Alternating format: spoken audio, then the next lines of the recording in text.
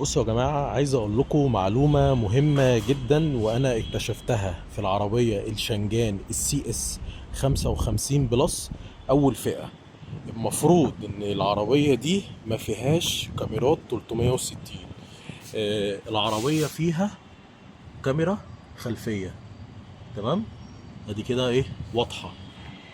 وعايز اقول لكم على حاجة، فيها كاميرا كمان بس في المراية اليمين.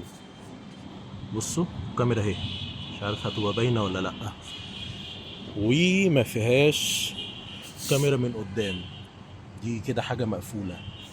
فالعربيه الشنجان السي اس ال 55 بلس فيها كاميرا خلفيه وكاميرا في المرايه اللي في اليمين بس.